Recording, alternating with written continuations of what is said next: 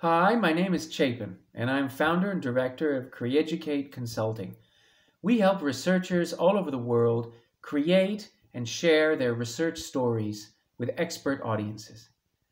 And I'm here to talk to you briefly today about that moment when you're very excited because you've finished writing your research paper and you're ready to submit it to that academic journal so that it can be peer reviewed. And you try to go to upload your paper and you realize the journal asks for a cover letter. They might require it. They might simply recommend it. And you're in doubt. Do I need to do it? Should I do it? Some of you have experience with this and you feel cover letters are not really important. They're unnecessary. The editor anyway needs to look at the title and your abstract. And you figure that the editor, from reading your title and beautifully written abstract, they should immediately understand why your work is really important and useful.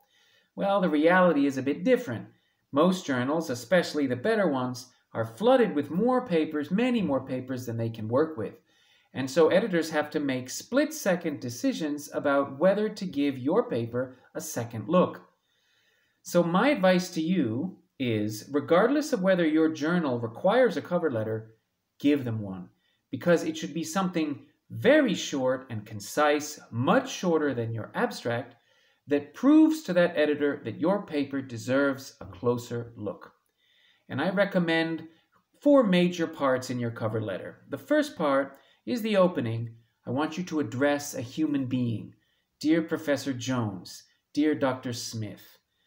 It's a nice, warm, kind of human way to start the letter, regardless of whether that person ever actually sees your manuscript or not. Probably they won't. But I think it can sound a lot better than writing, Dear Sir or Madam, Dear Editor-in-Chief. Now, some journals, even when you go look for the editorial board, you don't come to a single editor-in-chief. This is happening a lot in bigger journals. In that extreme case, okay, then write, Dear Editor, if you have to. For the second part of your cover letter, I want you to name the category of submission. Is your manuscript, are you trying to submit it as an original research article, as a systematic review, as an editorial, as a brief communication, research note, whatever that journal calls it? Go to their instructions to authors, find the categories of submission, and clearly indicate what paper yours falls under, what you want it to fall under. We've had clients where the editor received their paper and wasn't sure whether they wanted a full-length paper or a short communication. And it was an important question because the editor wanted to say no if the authors wanted a full paper, but they were willing to maybe say yes if the authors wanted a brief communication. So you need to tell the editor where you're aiming for. In the third part of the cover letter, I call this the abstract on steroids. Like an abstract, the third paragraph of the cover letter, in my opinion, should briefly, concisely explain what you were trying to do in your research study and why, and now that you've done the study, how does the field look different? Now, in a cover letter, you're going to do that, but I would say half as long or less than what your abstract is. 3 sentences, maybe 4.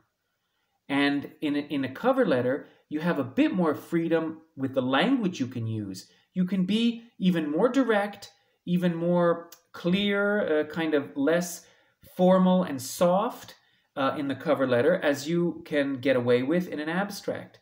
So take advantage of that cover letter. That's where an editor wants to look to be able to make some split-second judgments about how valuable your work is likely to be. In the last and fourth part of the cover letter, this is relatively easy. This is where I want you to make the promises and guarantees to that journal that they want you to make in order to consider your manuscript. And this you need to go to the instructions to authors, where the journal will ask you, for example, you need to guarantee to us that all the authors have seen this manuscript, that they agree to its submission, that no part of this work, or at least not the whole work, has been previously published, and so on. So whatever they ask you to promise, make sure you can honestly promise it, and then just put that text directly in to the cover letter. So with these 4 key parts, I want to put you in a better position to write a cover letter that's going to grab that editor's attention and push them to give a second look to your paper. Another part of the letter, it's sort of optional, so I didn't include it in my 4 major parts, but it can be part of your cover letter, and that is to recommend reviewers, potential peer reviewers of your manuscript, and exclude potential peer reviewers of your manuscript. Some journals differ. They want you to do all of that in a separate boxes in that in your uploading of your manuscript. In the old days, we did that within the cover letter. You have to see where your journal wants it. But I certainly encourage all of you to recommend reviewers and to exclude reviewers. By recommending peer reviewers, you make the editor's life easier because you save them time and trouble from having to search on their own for suitable experts in your field. Bigger journals have a database of peer reviewers, but if their standard peer reviewers are unavailable or not quite right for your manuscript, that editor is going to have to do some homework. They're going to have to look in PubMed, they're going to have to Google, and they're not going to be happy about that as much. If you give them names that look reasonable and they go to those professors' web pages and say, this person could be good, boom, their work is much less and they'll be happy. So recommend peer reviewers. At the same time, I encourage you to exclude potential peer reviewers.